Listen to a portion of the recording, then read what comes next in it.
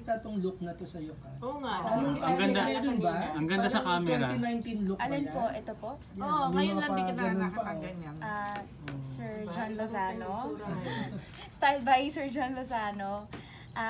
Hair and makeup by yours. Nara, hair and makeup ba yun? Opo, isa nga po din sa dream ko yun. Gusto ko po mag-aral para isa sideline ko talaga. Teka muna, ngayon ko talaga nalaman na ano. So, kayo pa rin? Wala na po. Hindi okay ang ano.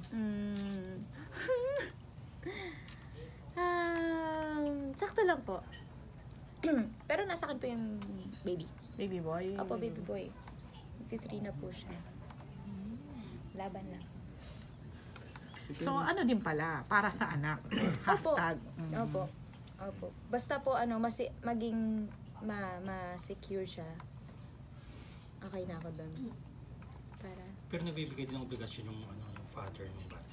Ngayon po, carry na. Sana. Carry na. Carry na. Carry lang.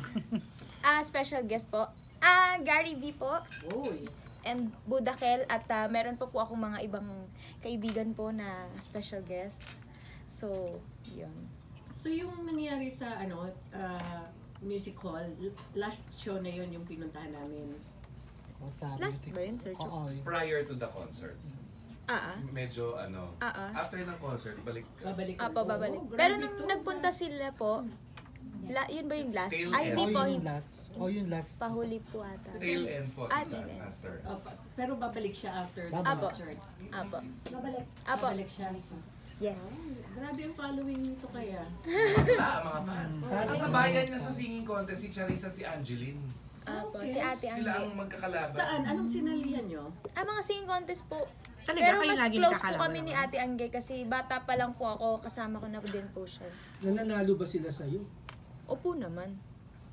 So, nag-iikutan lang sa inyo Opo, mga panalo. ganun po. Sakto po. Nag-iikutan lang po. So, parang... Pero may kwento yung time na may Bell's palsy ka. Ano po yun, di ba po nagbuntis po ako. Tapos po, actually nagsishow pa ako nun eh. Until mag 7 months po ako, bigla po ako nag-Bell's palsy. So, na-paralyze siya. Nag-recover ako ng matagal kasi hindi talaga ako makakanta. As in, naka-drop, nakaganan na. Ano yung right side mo? Ano po eh, parang, ang unang feeling, parang namamagay yung mata. Tapos parang, yung namamanhid yung dila. O, namamanhid pa lang.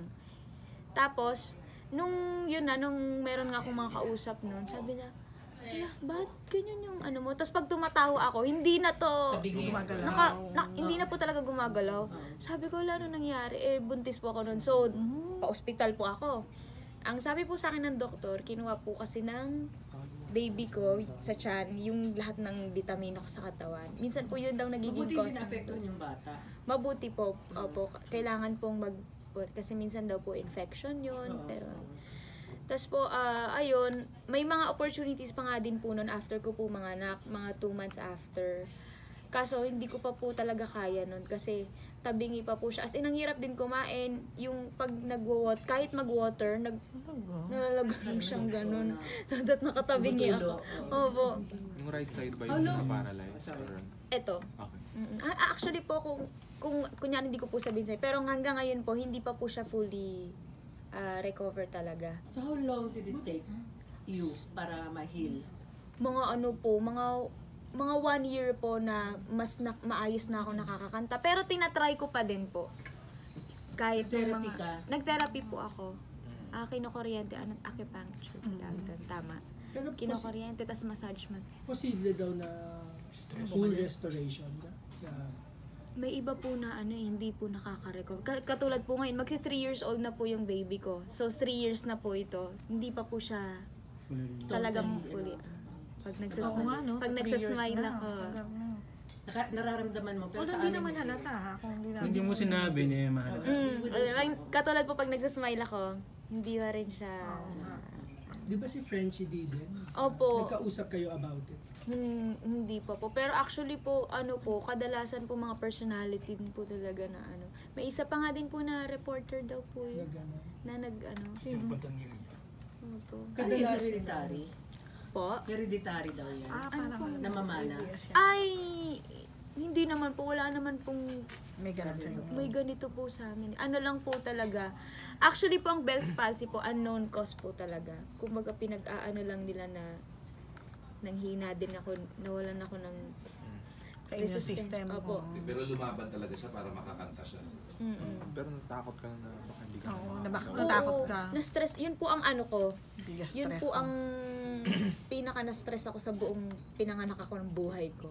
Kasi kala ko talaga hindi na. Kasi pag kumakanta ako, kunyari pag kumanta ako na ganun po talaga. Parang hindi ko maintindihan. Ito lang talaga gumagana. Wala ding panlasa So, yung... iniyakan mo ng bongga yan. Natakot ka na baka hindi na mabalik. Scared po talaga ako. Kasi... Yan yung ano mo. Oo eh. Nag-stop din. Siyempre po, ang ano ko nun, nag-stop ako ng school para sa pagkanta. So, Ano nang inabot mo? second year undergrad po ako. Tapos po nag-take po ako ng ALS. Yung Ano alternative. kinukuha mo nung